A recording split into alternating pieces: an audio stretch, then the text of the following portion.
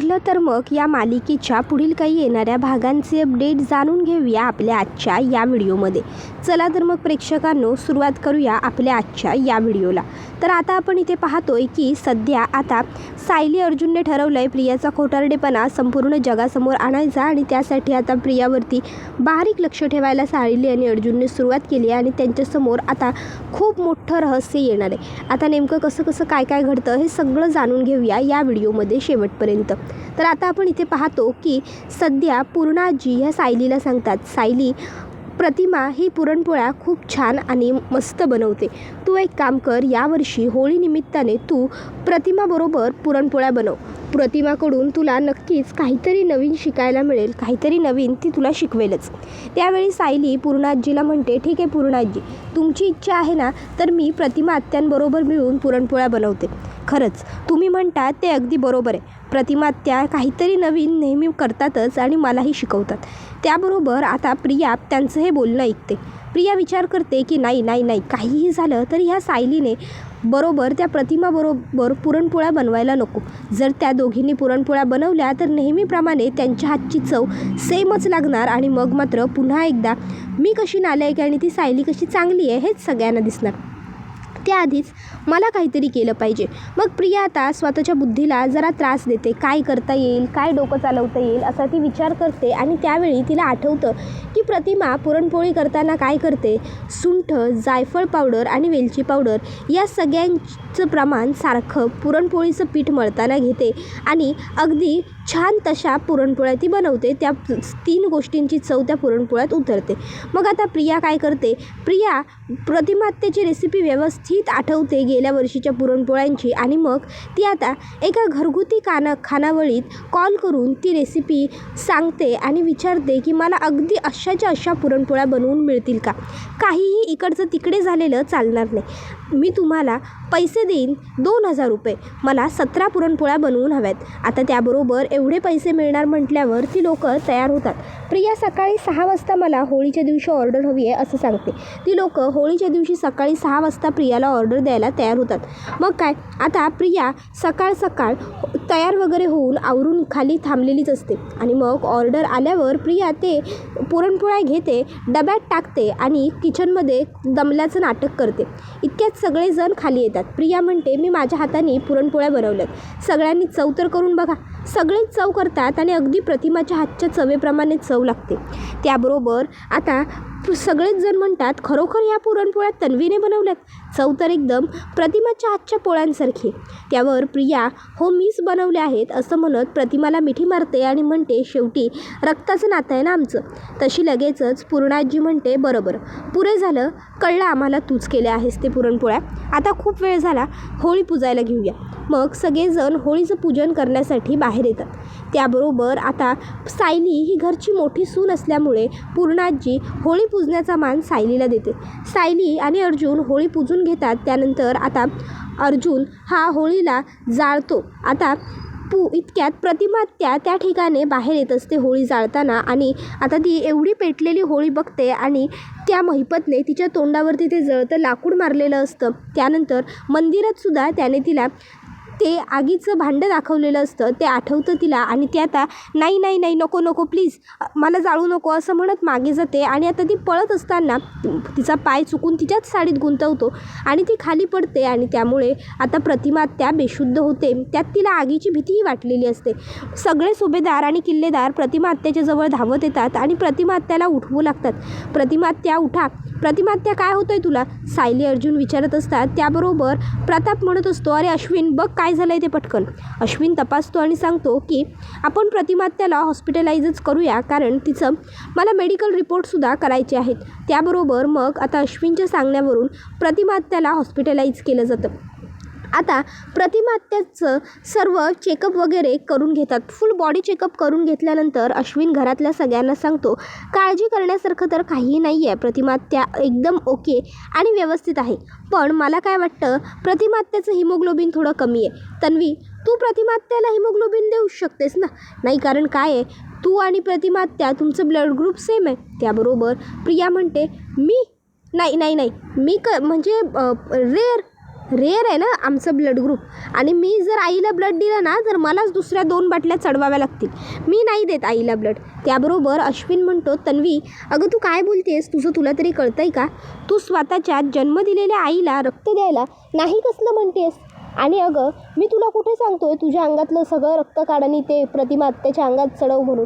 मी तर फक्त एवढंच म्हणतोय ना की प्रतिमा आत्याला 1 बाटली रक्त तू दे. त्यावर ती म्हणत असते, अरे पण बाहेरून रक्त चढवायची गरजच काय असं मी म्हणते मुळात. त्यापेक्षा आपण आईला चांगलं चुंगलं खाऊ पिऊ घालू, तिला चांगली धष्टपुष्ट बनवू.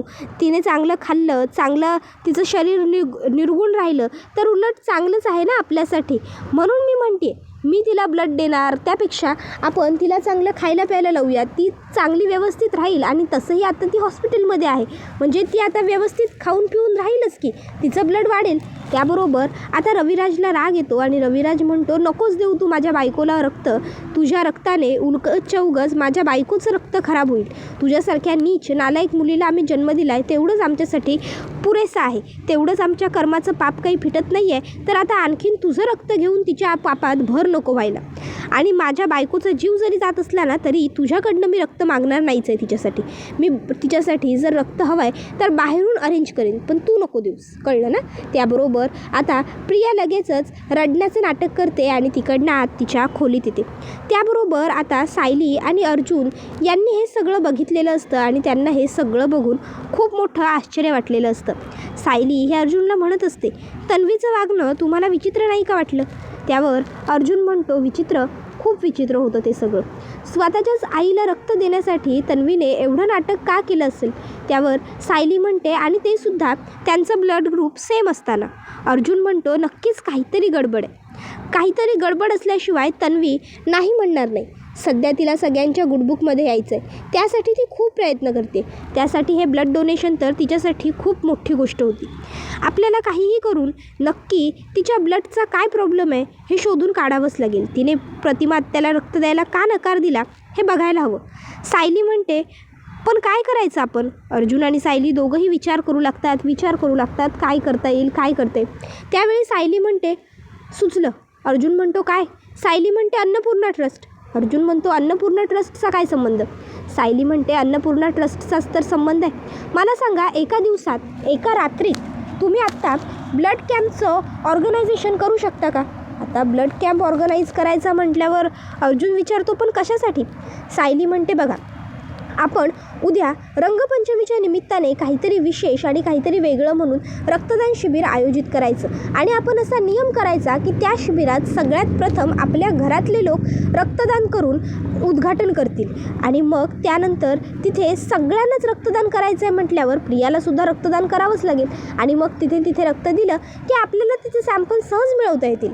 अर्जुनला ही गोष्ट पटते. अर्जुन म्हणतो, खरंच बायको, तू ग्रेट आहेस, इंटेलिजंट.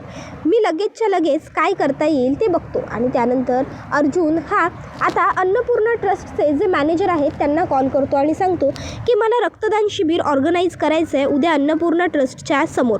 त्याबरोबर आता ते मॅनेजर साहेब म्हणतात, पण पूर्णाजींनी असं काही सांगितलेलं नाही आहे, अन्नपूर्णा मॅडमचा काही फोन वगैरे आलेला नाही आहे. अर्जुन म्हणतो, नाही, पूर्णाजीला यातलं अजून तरी काही माहीत नाही आहे, तिच्यासाठी हे सगळं सरप्राईज आहे. मी सांगतोय तसं करा, उद्या ब्लड कॅम्प ऑर्गनाईज झालाच पाहिजे. सकाळी 10 वाजेपर्यंत सगळी तयारी होईल याची काळजी घ्या. त्याबरोबर आता अर्जुनला मॅनेजर साहेब होकार देतात.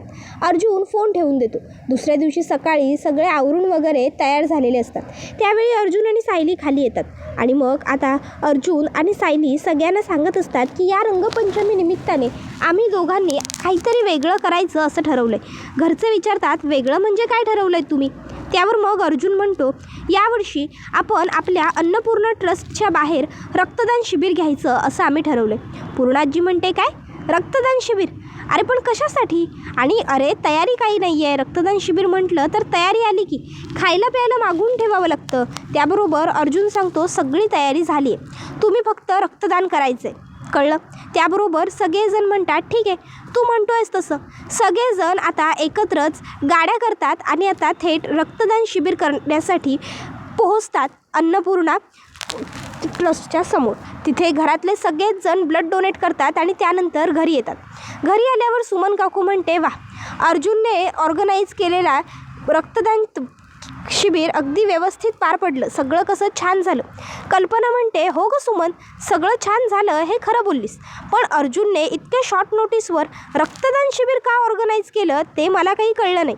पण अर्जुनने ऑर्गनाईज केलं होतं ना, म्हणजे नक्कीच त्यामागे काहीतरी ठोस कारण असणार. सायलीने त्याला सपोर्ट केला ते काही उगाच का? सायली विनाकारण अर्जुनच्या सपोर्टमध्ये उभी राहणार नाही. आता हे सगळं बोलणं प्रिया ऐकते. आता प्रियाच्या लक्षात येतं की कदाचित नक्कीच यांचा काहीतरी ट्रॅप असू शकतो. पण रक्त घेऊन हे असं काहीच करणार आहेत? नाही नाही नाही, नको नको नको प्रिया, अशी गाफील राहू नकोस, नाहीतर हे अलगज तुझा काटा कधी काढतील ते तुझं तुला कळणार नाही. मग आता प्रिया ठरवते की मला त्या लोकांकडनं माहिती मिळवावी लागेल जी लोक त्यावेळी रक्तदान शिबिरात काम करत होती. मग आता अर्जुनने तर इथे आधीच सगळ्या सिस्टरना, वॉर्ड बॉय, नर्सेसना सांगून ठेवलेलं असतं की ह्या नंबरवरून फोन आला तर मला लाईनवर घ्या. मग आता प्रिया एका सिस्टरला कॉल करते. त्याबरोबर प्रियाचा फोन बघून ती सिस्टर फोन उचलते आणि अर्जुनला कॉल करून सांगते की तुम्ही ज्या नंबरवरून फोन आल्यावर मला फोनवर घ्या असं म्हणाला होता त्या नंबरवरून फोन आला आहे. अर्जुन सांगतो की मी लाईनवरती आहे हे त्यांना कळू देऊ नका. त्या जे काही प्रश्न विचारतील त्यांच्या सर्व प्रश्नांची अगदी व्यवस्थित शांतपणे उत्तरं द्या. ती सिस्टर म्हणते ठीक आहे, आणि मग ती फोन उचलते आणि म्हणत असते, हां मॅडम बोला ना, काही काम होतं का? त्याबरोबर प्रिया म्हणत असते, मला एक गोष्ट सांगा, रक्तदान शिबिरामध्ये जे काही रक्त लोकांनी डोनेट केलेलं आहे त्या सगळ्या रक्ताचं तुम्ही काय करणार आहात? त्यावरती म्हणते, मॅडम अहो हा काय प्रश्न आहे, अर्थात सगळं रक्त आम्ही डोनेटच करणार आहोत, ट्रस्ट आहे आपली. त्याबरोबर प्रिया म्हणते, मला उद्धट उत्तरं देऊ नका, हे रक्त तुम्ही कुठे डोनेट करणार आहात ते मला सांगा.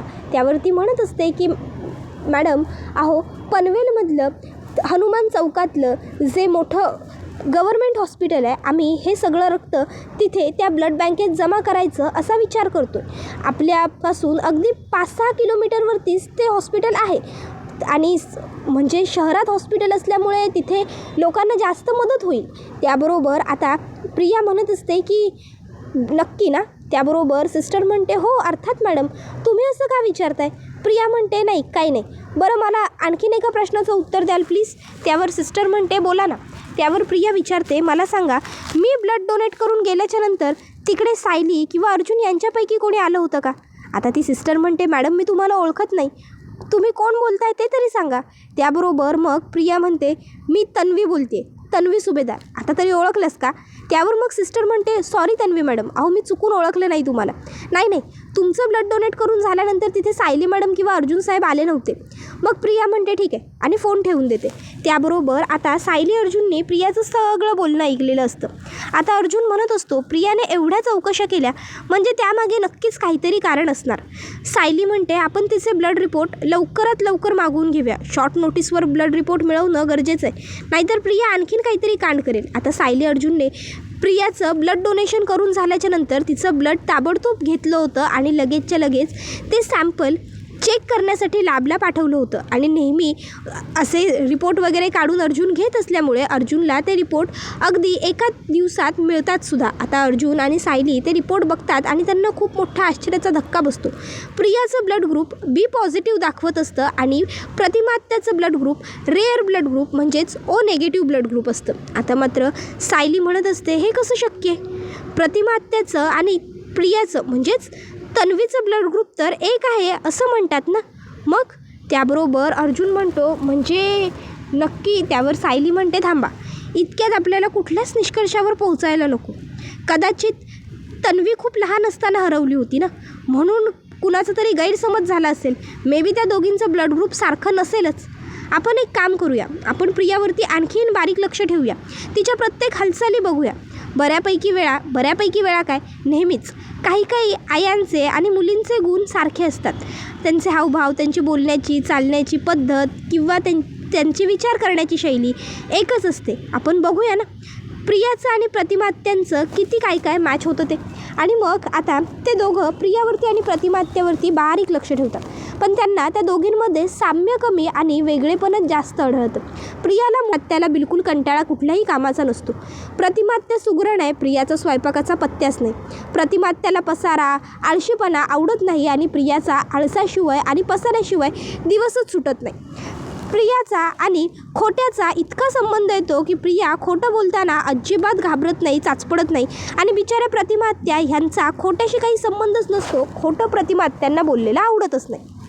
मग आता हे सगळे वेगळे वेगळे गुण लक्षात आल्याच्या नंतर सायली आणि अर्जुन विचार करतात की आता आपण 100%पैकी 70% शुअर आहोत की प्रिया ही काहीतरी गडबडा मुलगी आहे. त्याबरोबर अर्जुन म्हणतो आता आणखीन पुढे काय करायचं. सायली म्हणते आता आपण पुढे तेच करायचं जे आपण माझ्या खोट्या आईवडिलांच्या म्हणजे मैनावती आणि सदाशिवच्या बाबतीत केलं होतं. आपण त्यांची कशी वेगवेगळी उलट तपासणी केली होती तशी आपण प्रियाची उलट तपासणी करायची. अर्जुन म्हणतो पण कसं, प्रियाच्या कंडिशनमध्ये तर ती एकटीच आहे, मग ती खोटं बोलण्याचा प्रश्न येतोच कुठे. सायली म्हणते मग आपण तरी कुठे खरं बोलायचं आहे. अर्जुन म्हणतो म्हणजे मग सायली तिचा सर्व प्लॅन अर्जुनला समजावून सांगते. त्यानंतर अर्जुन चालेल म्हणतो. सायली अश्विनच्या आणि प्रियाच्या रूममध्ये येते आणि त्यांना सांगते की आज आम्ही असा विचार केला आहे की आपण सगळ्यांनीच म्हणजे तुम्ही, प्रिया, परत मी, हे आणि अस्मिताताई आणि सचिन भाऊजी गप्पा मारत आपल्याच अंगणात बसूया. अश्विन भाऊजी तुम्ही याल ना, प्रियालासुद्धा बरोबर घेऊन या. आता प्रियाला म्हणजेच तन्वीला आपल्या घरातले त्यांच्यात घेत आहेत हे बघून अश्विन खुश होतो आणि म्हणतो ठीक आहे आम्ही दोघंसुद्धा येऊ. आता प्रियाला खरं तर येण्याची काहीच इच्छा नसते, पण आता घरातल्या सगळ्यांमुळे प्रियालासुद्धा यावं लागतं, नाहीतर अश्विनला राग येईल. मग आता गप्पा टप्पा सुरू होतात. सायली तिच्या आश्रमातल्या गोष्टी सांगत असते. सचिन आणि अस्मिता त्यांच्या कॉलेज टाईममधल्या गोष्टी सांगत असतात, त्यांच्या प्राईम टाईमच्या गोष्टींच्या आठवणी काढत असतात. तर आता अर्जुन मुद्दामून प्रियाच्या आणि त्याच्या बालपणीवर येतो आणि तो म्हणत असतो अरे ह्या सगळ्यावरून आठवलं तन्वी, तुला आठवतं आहे तुझ्या वाढदिवसाच्या दिवशी तुला काय गिफ्ट द्यायचं यासाठी मी तुझ्या आवडीचं कलरचं फ्रॉक तुझ्यासाठी सिलेक्ट केलेलं. त्याबरोबर आता प्रियाला आठवत तर काहीच नसतं. ती मनात म्हणते अरे यार हा अर्जुन पण ना कशाला जुन्या गोष्टींवर गेला, मला तर काहीच आठवत नाही आहे. पण आता जर मला काही आठवत नाही आहे हे याला कळलं तर यांना संशय येईल. मग प्रिया म्हणते अरे हो ऑफकोर्स आठवतं आहे अर्जुन, मी ते सर्व कसं विसरू शकते. ते माझ्या आयुष्यातले खूप खास क्षण होते, ते माझ्या बालपणातले खूप महत्त्वाचे अमूल्य दिवस होते. आठवतं आहे ना मला, माझ्या वाढदिवसाच्या दिवशी तू मला गुलाबी रंगाचं फ्रॉक गिफ्ट केलं होतंस, आठवतं आहे मला, खूप सुंदर फ्रॉक होतं ते. त्याबरोबर आता अश्विन म्हणतो काय, पण मला यातलं काहीच आठवत नाही आहे. दादा कुठलं फ्रॉक रे तू म्हणतोयस, आणि तन्वीचं जास्त वाढदिवस तर आपल्याच घरी व्हायचे की. त्याबरोबर प्रिया म्हणते अश्विन अरे तुला आठवत नाही आहे पण मला आठवतं आहे ना. आता खरं तर ही घटना घडलेलीच नाही आहे. अर्जुनने कधीच प्रियाला काहीही गिफ्ट केलेलं नाही आहे. तो फक्त प्रिया काय बोलते आहे हे तपासण्यासाठी खोटं बोलत असतो आणि प्रियासुद्धा अर्जुनला चांगला रिस्पॉन्स देते. इकडे अश्विन समोरून प्रियाला सांगत असतो की मला आठवत नाही आहे, म्हणजे असं काही घडलं असं त्याला वाटत नाही आहे. पण तरीही प्रिया अश्विनला गप्प करते आणि स्वतःची अक्कल दौडवते आणि उगाचच्या उगाच अर्जुनच्या जाळ्यात फसली जाते. आता असे आज बऱ्याच गोष्टी अर्जुन प्रियासमोर खोट्या खोट्या बोलतो आणि प्रिया मात्र त्या गोष्टी आणखीन रंगवून सांगते. त्यावरून अर्जुन आणि सायली एकमेकाकडे बघून हसतात आणि त्यांच्या लक्षात येतं की याचा अर्थ नक्कीच प्रिया फक्त आणि फक्त निव्वळ खोटं बोलते. त्याबरोबर आता प्रिया लगेच म्हणते खरंच खूप दिवसांनी अशा गप्पा मारून बरं वाटलं अर्जुन, आजही आपलं बालपण तुझ्या लक्षात आहे हे बघूनसुद्धा खूप छान वाटतं आहे मला. सायली म्हणते अजून बऱ्याच गोष्टी लक्षात आहेत आमच्या. त्यावर प्रिया म्हणते काय, त्यावर सायली सांगते अगं म्हणजे बालपणच काय, आपल्या मोठ्यापणीच्या गोष्टीसुद्धा माझ्या लक्षात आहेत की. मोठ्यापणी तू माझ्याबरोबरच नाही का आश्रमात राहायचीस. त्यावर लगेचच प्रिया म्हणते हो कळलं. त्याबरोबर आता सायली म्हणते बरं चला आता झोपायला जाऊया, खूप वेळ झाली. आणि मग सगळीच जणं आता झोपायला आपापल्या रूममध्ये जातात. त्याबरोबर हा व्हिडिओ इथेच संपतो. व्हिडिओ आवडला असेल तर व्हिडिओला लाईक करा, चॅनलवर नवीन असाल तर चॅनलला सबस्क्राईब करा आणि बेल आयकॉन आठवणीने प्रेस करा, जेणेकरून तुम्हाला पुढच्या प्रत्येक व्हिडिओज नोटिफिकेशन मिळत जाईल आणि सर्व व्हिडिओंचा आनंद हा अगदी उत्तम पद्धतीने घेता येईल. आजच्या पुरते इथेच थांबूया. टाटा बाय बाय, धन्यवाद.